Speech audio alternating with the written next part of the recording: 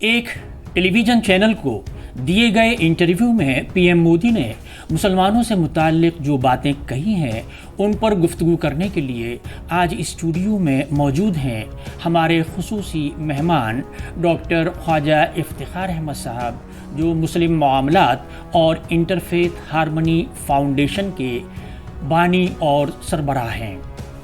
Studio میں آپ کا خیر مقدم ہے۔ بہت شکریہ۔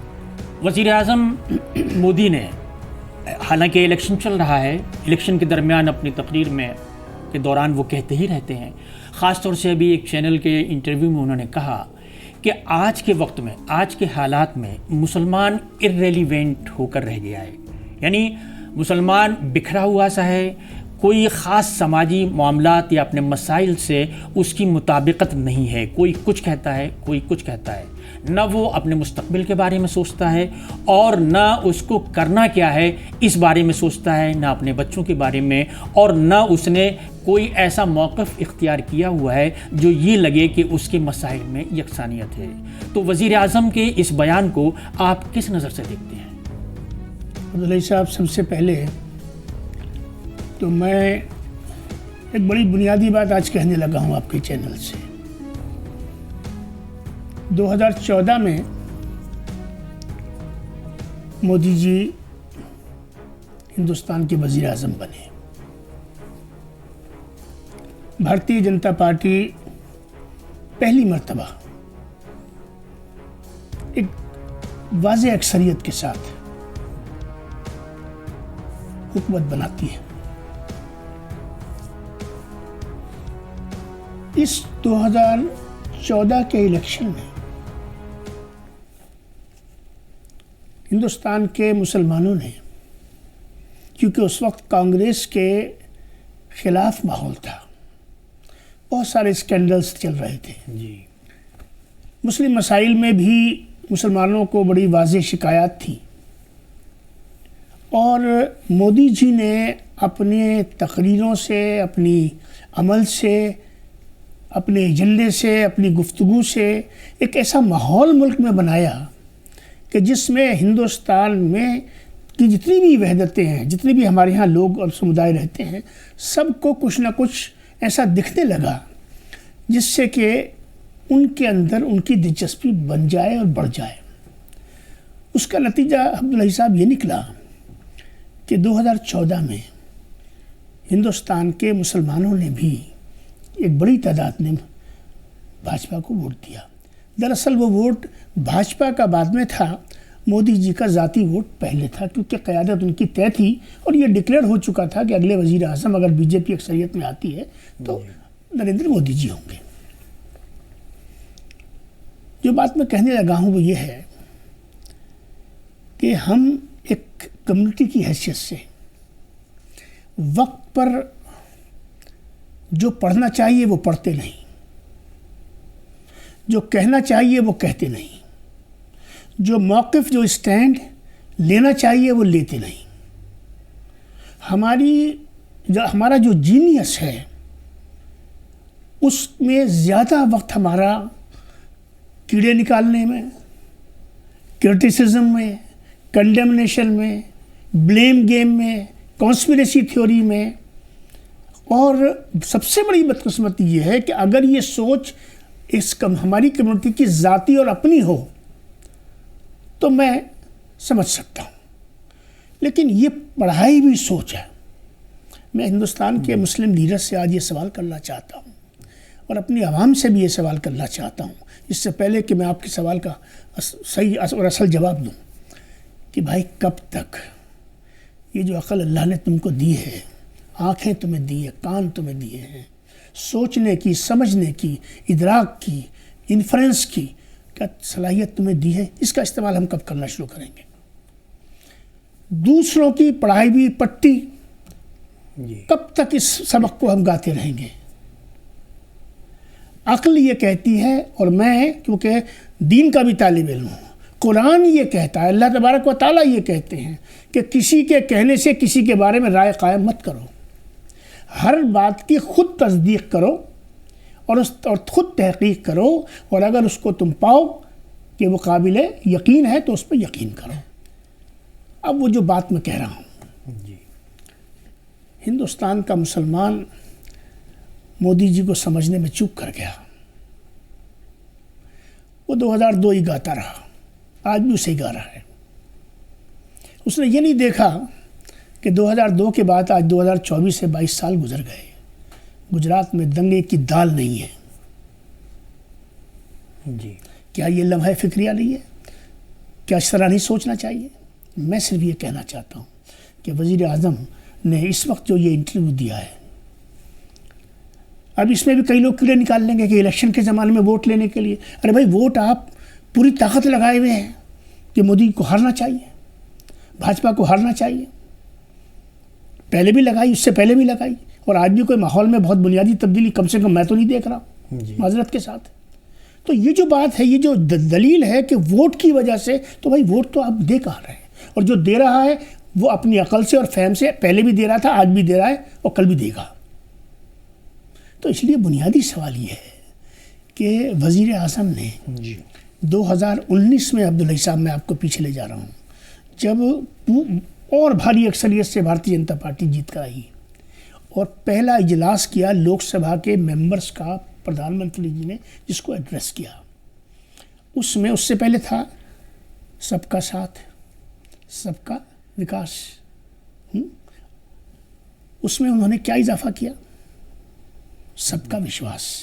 اور ایسے ہی نہیں کیا، ہندوستان کے مسلمان کا نام لے کر اس کو بیچ میں لا کر اپنے تمام لوک سبھا کے ممبر سے کہا کہ کس نے ووٹ دیا، کس نے ووٹ نہیں دیا، لیکن ہمیں اس سے اوپر اٹھ کر جو ہے وہ ہندوستان کے مسلمان کو اپنے ساتھ لانا ہے، اور ہم آج اس کے حوالے سے سب کا وشواس ہم اس میں اضافہ کر رہے ہیں. اور اس کے بعد آپ کو یاد ہوگا پھر سب کا پریاس اس کے اندر ایڈ کیا گیا تھا. تو کہنے کا مقصد یہ ہے کہ اگر وزیر اعظم نے کچھ کھری باتیں کی ہیں اور اس میں کچھ تھوڑا سا ہمارے دماغ کو بھی جھنجھوڑنے کی کوشش کی ہے اور ہمارے ضمیر کو بھی آواز دینے کی کوشش کی ہے، تو عقل مند قومیں، ہوش مند معاشرے اور ذی عقل اور ذی ہوش لوگ وہ ہوتے ہیں جو وقت پر چیزوں کو پڑھنے ہیں.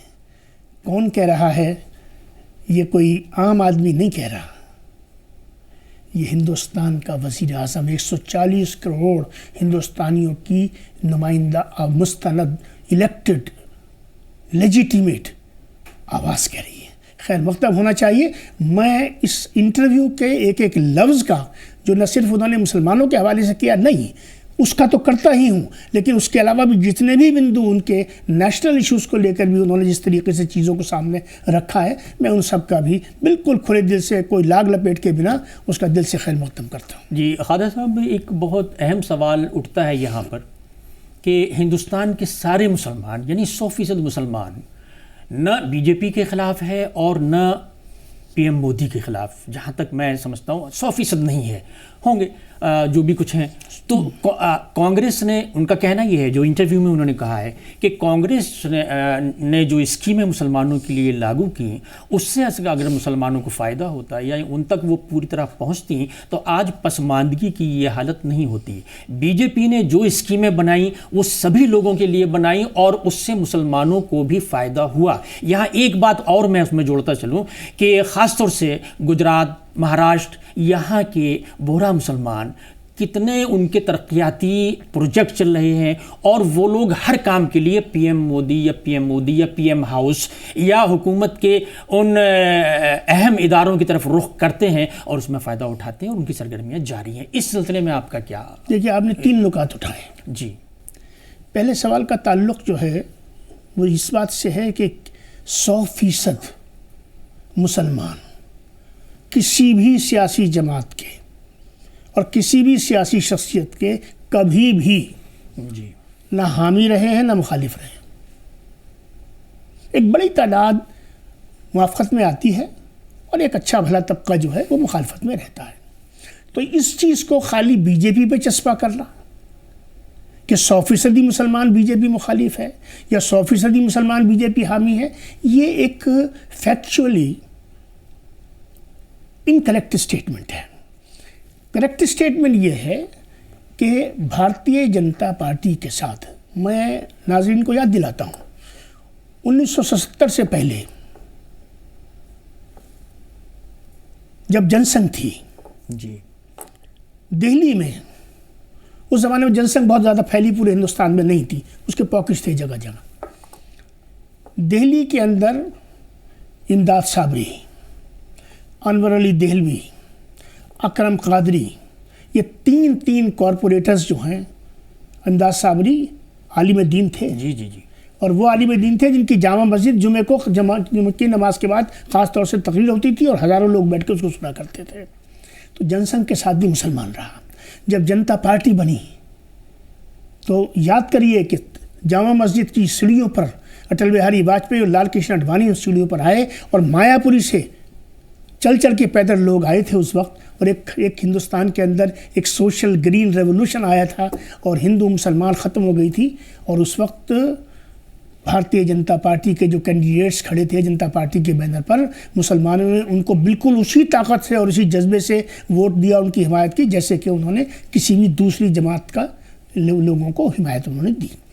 اس کے بعد کچھ حالات بدلے. 80 میں اندرا گاندھی کا قتل ہوا، اور اس کے بعد میں ایک لہر آئی، اور ایک وقت ایسا بھی آیا کہ جب بی جے پی کے 2 ہی ممبر کا جو ہے پارلیمنٹ کے اندر رہ گئے.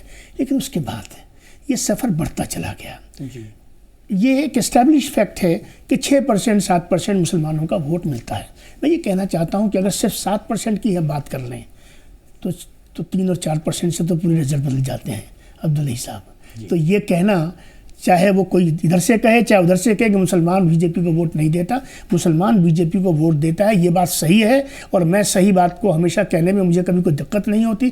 اتنا نہیں دیتا، اس کثرت سے نہیں دیتا، اس تعداد میں نہیں دیتا جس تعداد میں وہ کسی 1 2 3 مخصوص جماعتوں کو دیتا ہے.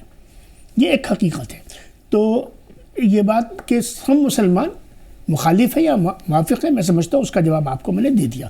دوسری بات، بڑی اہم آپ نے سوال اٹھایا کہ اگر کانگریس کی جو فلاحی اسکیمیں تھیں، جس میں سب سے بڑا جو پروگرام تھا کانگریس کا وہ تھا 20 نکاتی اقلیتی بہبود کا programme, minorities welfare programme, of 20 یا 25 پوائنٹس کا تھا، میں پی ایم کا پروگرام تھا. اور بار بار اس کو لے کر جو ہے وہ پرائم منسٹر کی طرف سے خطوط لکھے جاتے تھے.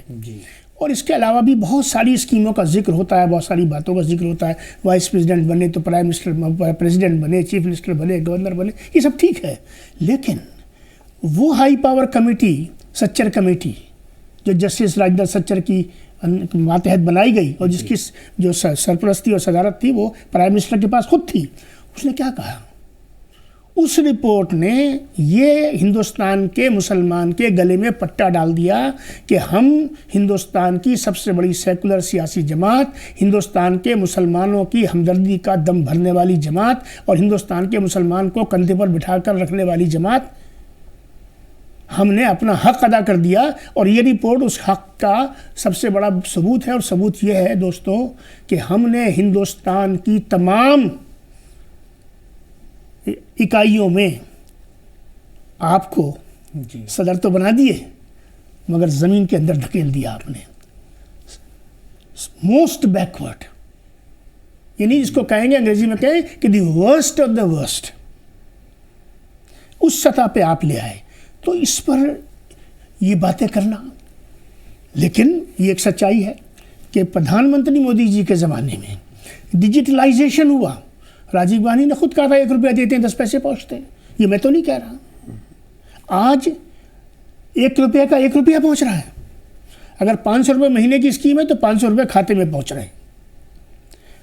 رام آپ کے یہ جو پردھان منتری آواس یوجنا ہے آن لائن بھی آپ دیکھیے. اس کے علاوہ جو زچہ بچہ کی اسکیم ہے، اس کے علاوہ آپ دیکھیے یہ جو ہیلتھ کی اسکیم ہے آیوشمان، مطلب 5 لاکھ روپے اس غریب مریض کے ہاتھ میں، اس بیوہ کے ہاتھ میں، اس معصوم کے ہاتھ میں، اس یتیم کے ہاتھ میں، اس اپاہج کے ہاتھ میں جس کے پاس 5 روپے جیب میں نہیں ہیں، اس کی جیب میں 5 لاکھ روپے. اور صرف فرضی نہیں ہے، لوگوں کو مل رہے ہیں. میرے سامنے ایسے ہزاروں لوگ ہیں جن کے مکان ہیں، جن کے یہاں شوچالے ہیں، جن کے ہاں بجلی ہے، جن کے ہاں پانی کا نل ہے، جن کے ہاں جو ہے وہ چھتیں ہیں، اور یہ آیوشمان کی اسکیم ہے وغیرہ وغیرہ. تو کچھ واپس نہیں لی گئی ہے. تو اسکیم پہ تعلق. تیسری بات آپ نے بڑی اچھی اٹھائی جس کا تعلق ہماری برا کمیونٹی سے ہے. میں سمجھتا ہوں کہ ہندوستان کے مسلمان کو बोहरा कम्युनिटी की क़यादत से, उनकी लीडरशिप से, उनकी फंक्शनिंग से, उनके वे ऑफ गवर्नेंस और एडमिनिस्ट्रेशन से और मैनेजमेंट से, उनकी ज़ुबान से स्टेटमेंट्स नहीं देते, वो उनके काम से। जी।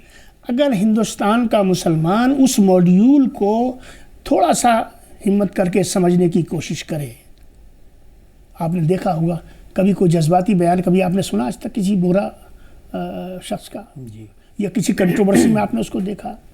जो वेलफेयर की बेस्ट पॉसिबल स्कीम्स हैं वो उनके पास हैं।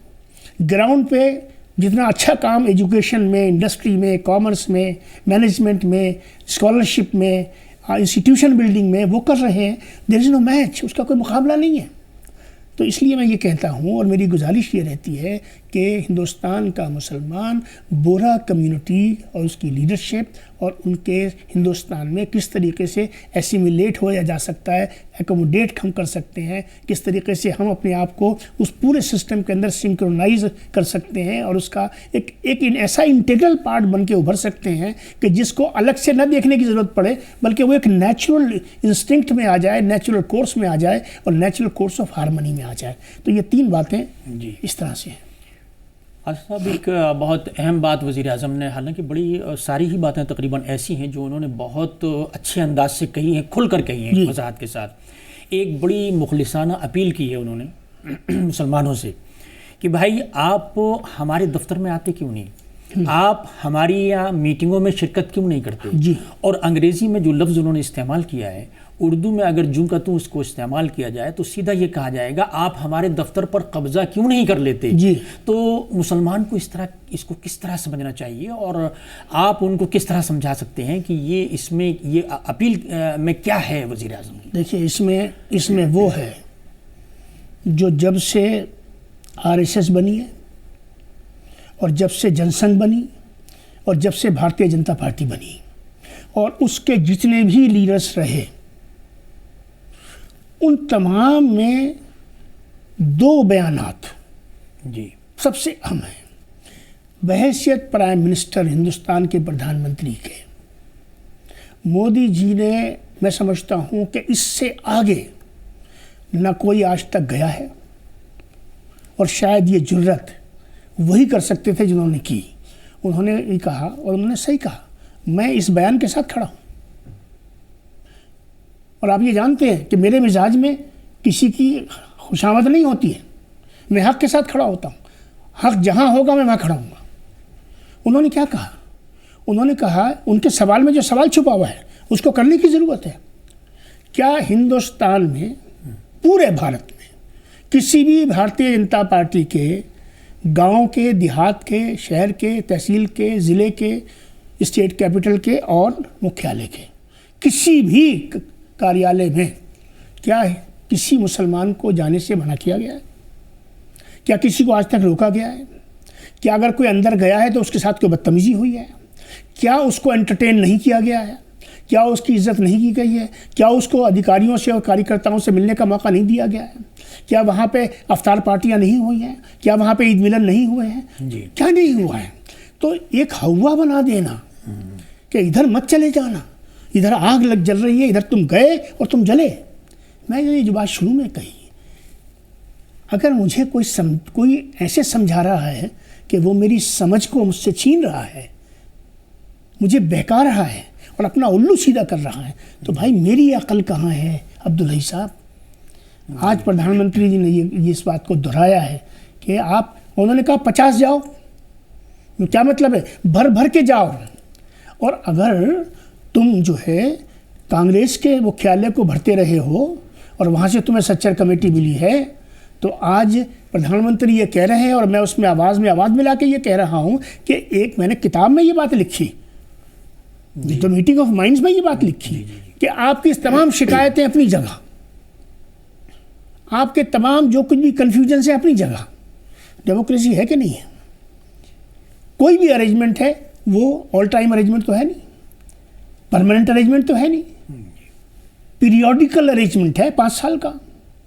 5 साल में लोग किसी को बिठा देते हैं, ایک وقت وہ تھا کہ بھارتیہ جنتا پارٹی جن سنگھ کا کاریہ کرتا خواب میں نہیں سوچ سکتا تھا کہ ہم کبھی ہماری سرکار سینٹر میں بنے گی. میرے بچپن کی بات ہے. اور کبھی اور کانگریسی یہ نہیں سوچ سکتا تھا کہ ایک وقت ایسا آئے گا کہ ہم اپوزیشن کی لیڈرشپ بھی نہ لے پائیں گے.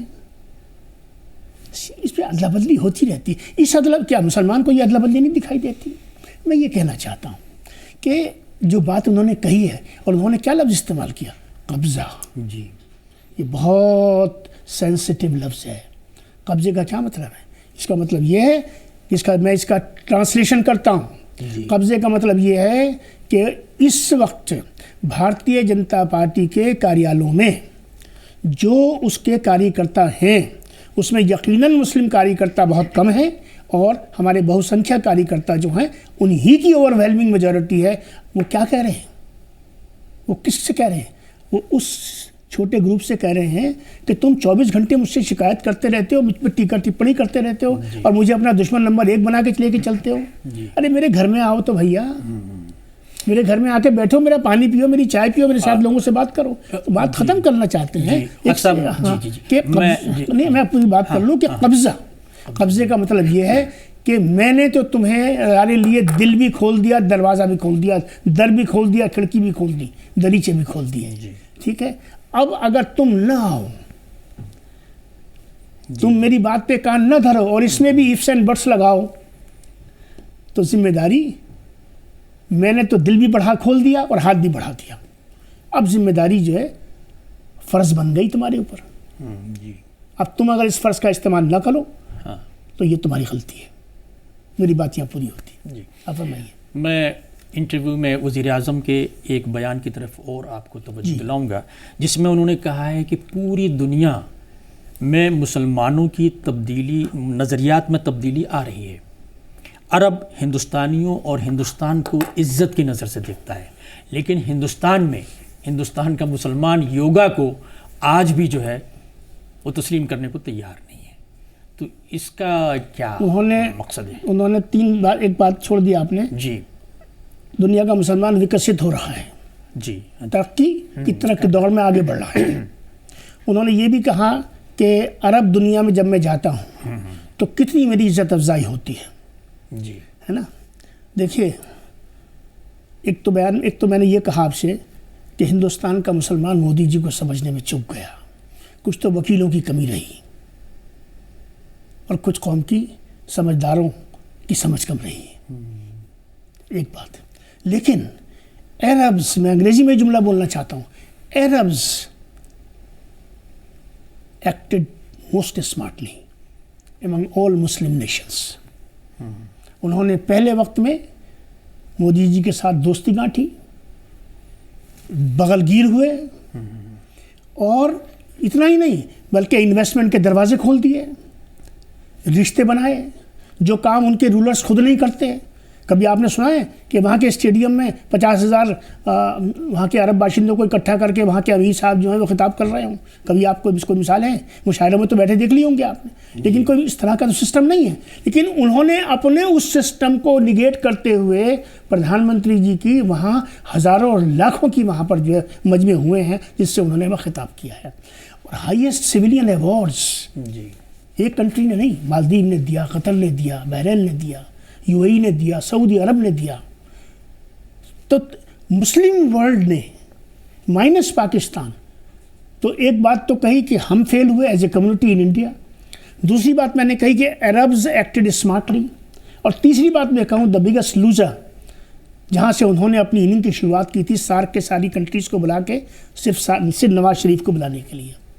وہ چاہتے تھے کہ پاکستان کے ساتھ ہندوستان کے ریلیشنز جو ہیں وہ بہترین ہونے چاہیے.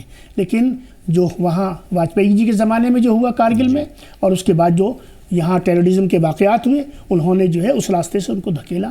تو پاکستان وہ مسلم نیشن میں واحد کنٹری ہے جو مودی جی کو نہ سمجھ پایا، نہ ان کو صحیح طریقے سے ان کا استعمال کر سکا اس پورے سب کانٹیننٹ کے اندر پیس لانے کے لیے. تیسری بات یہ کہنی ہے کہ جو تبدیلی کی بات آپ کر رہے ہیں، دنیا کا مسلمان ایک پروگریسو آؤٹ لک لے کے چل رہا ہے. پروگریسو آؤٹ لک کا مطلب صحیح صاحب یہ ہوتا ہے کہ to read the pulse the time, وقت کی نبض کو پڑھنا اور اس کے اکارڈنگلی اپنے کنڈکٹ کو ڈھال لینا، اور ان رستوں پہ چل جانا جن راستوں پہ ترقی ہے، اور ان رستوں سے ہٹ جانا جو ترقی سے آپ کو پیچھے دھکیلتے ہیں۔ تو یہ وہ چینج ہے جس کی طرف مودی جی نے، کیونکہ مودی جی موسٹلی مسلم کنٹریز کے انہوں نے دورے کیے ہیں کہ، اور اس بنیاد پر انہوں نے یہ بات کہی ہے کہ اچھا، اور کہ جب دنیا کا جو تیسرا نقطہ اصل تھا جو آپ نے پہلے اٹھایا، تو وہ میں خاص طور سے بعد میں لا رہا ہوں، دنیا نے سمجھ لیا، دنیا نے عزت بھی دے دی، مرتبہ بھی دے دیا، دنیا بغلگیر بھی ہو گئی، اعزازات بھی دے دیے، میں وہی گائے جا رہا ہوں، ایک ہی وظیفہ ہے میرا، میں کب تک پڑھوں گا میں؟ اور دوسری بات یہ ہے، کڑوی بات کہہ دوں، ہندوستان کے مسلمان کی آنکھ میں آنکھ ڈال کے کہہ رہا ہوں، اور اس کی پوری لیڈرشپ سے کہہ رہا ہوں، جب آسام نیلی میں انآفیشلی 15,000 اور آفیشلی 3,000 کا قتل ہوا نان الائنمنٹ سمٹ سے پہلے اندرا گاندھی کے زمانے میں، جب بھاگلپور میں ہزاروں کو زمین میں گاڑ دیا گیا، تو ہندوستان کے مسلمانوں اور اس کی ہماری لیڈرشپ، کیا آپ نے کبھی اس وقت ہندوستان کے مسلمان سے یہ کہا کہ اب ہمارا کانگریس سے کوئی تعلق نہیں ہے؟ اس تاریخ کے ساتھ آج بھی آپ کانگریس آ جائے، مجھے کانگریس سے کوئی دشمنی نہیں ہے، میں کسی سیاسی جماعت کا ممبر نہیں ہوں، میں ایک اینالسٹ ہوں جو ریشنلی چیزوں کو دیکھتا ہے۔ اس وقت پیرامیٹرز آپ کے اور تھے؟ کب ہندوستان کے مسلمان نے، چاہے بابری مسجد کا معاملہ ہو، چاہے اس کے بعد فسادات کا معاملہ ہو، چاہے ہزاروں مسلمانوں کے قتل عام کا معاملہ ہو، کب ہندوستان کے مسلمان یا اس کی لیڈرشپ نے یہ فیصلہ کیا جو آپ 2002 کے دنگوں کے بعد ایک گانٹھ باندھ کے بیٹھے ہوئے ہیں اور اس گرہ کو آپ کھولتے ہی نہیں ہیں، جبکہ 22 سال گزر گئے اور ایک دنگا نہیں ہوا، اس کے باوجود آپ کی سوچ؟ تو میں صرف یہ کہنا چاہتا ہوں آپ کے چینل سے کہ مسلم لیڈرشپ، کمیونٹی کبھی ایٹ فالٹ نہیں ہوتی ہے، جو کمیونٹی کو چلانے اور گھمانے والے ہوتے ہیں وہ ایٹ فالٹ ہوتے ہیں۔ So it is always the leadership which is at fault, it is never the community which is at fault. ایک اور سوال پر، بلکہ بیان پر بہت ہی مختصر سا میں آپ کا رد عمل چاہوں گا۔ جی بتائیے۔ پی ایم نے آئین کے بارے میں بھی کہا ہے کہ بہت سی مخالف پارٹیاں یہ کہہ رہی ہیں کہ وہ آئین کو تبدیل کر دیا جائے گا اگلے اس میں، تو اس پر آپ اس پر صرف 3 لائن کا جواب ہے۔ جی، آپ بھی مختصر ہی چاہتے ہیں۔ جی، جب مودی جی ہندوستان کے پردھان منتری بنے اور انہوں نے پہلی سیڑھی پر پارلیمنٹ کی قدم رکھا، تو قدم بعد میں رکھا، سر پہلے رکھا، یہ ہندوستان نہ بھولے۔ دوسری بات، جب انہوں نے تقریر کی پہلی، تو انہوں نے سمویدھان کو گرنتھ کہا، پوتر کہا، اور اس میں اپنی پوری آستھا کا بخان کیا۔ اس کے بعد انہوں نے کب، کون سے موقع پر، جتنے بھی کانسٹیٹیوشن میں امینڈمنٹس ہوئے ہیں، امینڈمنٹس کی تو ایک تاریخ ہے، خالی مودی جی کے زمانے میں امینڈمنٹس ہوئے ایسا تو ہے نہیں، امینڈمنٹس تو پہلے وقت سے ہوتے آ رہے ہیں۔ اس لیے یہ کہنا اور اس ریمر کو پھیلانا کہ اس کے بعد الیکشن نہیں ہوں گے، کانسٹیٹیوشن تیار پڑا ہوا ہے، یہ بس اب کے آئیں گے تو اس کے بعد وہ کانسٹیٹیوشن ہٹا دیا جائے گا، جھنڈے کا رنگ یہ ہو جائے گا، نیشنل اینتھم یہ ہو جائے گا، یہ تمام باتیں میں سمجھتا ہوں یہ کہیں نہ کہیں ایک فرسٹریشن سے اور ایک فرسٹریٹڈ مائنڈ سیٹ سے نکلی ہوئی وہ چیزیں ہیں جو کنفیوژن پھیلانے کے لیے، کیونکہ کے 2 تھیوری، اس پہ ہم ختم کرتے ہیں اپنی بات، 2 تھیوری، ایک میری اپنی تھیوری ہے اور ایک عام تھیوری ہے۔ ایک تھیوری آف کنفیوژن تو آپ جانتے ہی ہیں کہ جس کو اردو میں ابہام کہتے ہیں، غلط فہمی پھیلا دو، آدمی کے سوچنے کی صلاحیت ختم ہو جائے۔ میں ایک اور تھیوری میں نے ایجاد کیا، اس کو کہتے ہیں، کیونکہ میں مینجمنٹ کا بھی اسٹوڈنٹ ہوں، تھیوری آف ایلیوژن، بھرمت کرنے والا آچرن۔ آپ کو ایسی ریوڑی کے پھیر میں آپ کو ڈال دیا جائے کہ آپ بھول بھلیاں ہو جائیں، آپ گھومتے جائیں، ادھر سے گھومے ادھر نکلیں، ادھر سے گھومے ادھر نکلیں، مگر آپ کو دروازہ نہ ملے باہر نکلنے کا۔ تو یہ جو باتیں ہیں بجائے اس کے کہ ہم اس کو اس طرح سے لیں.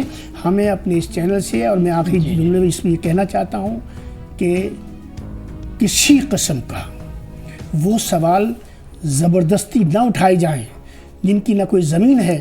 آپ سوال اٹھاتے ہیں تو زمین ملتی ہے، چرچا ہوتی ہے. اس ملک میں اس بات کی کہاں ضرورت ہے کہ آپ یہ بات کرنے لگیں کہ کانسٹیٹیوشن بدلے گا. خواجہ صاحب، آج کی بات چیت کے لیے ہمارے ساتھ آپ کا بہت بہت شکریہ. آپ کا بہت شکریہ. ناظرین، یہ تھے ڈاکٹر خواجہ افتخار احمد صاحب، جو ہمارے ساتھ پرائم منسٹر کے بہت اہم انٹرویو، جس میں انہوں نے مسلمانوں پر بہت سی وضاحتیں بھی کی ہیں اور مسلمانوں سے بہت سے سوال بھی کیے ہیں، اس پر بات چیت کر رہے تھے. آئندہ پھر کسی اہم موضوع پر ہم آپ کے بیچ حاضر ہوں گے. شکریہ.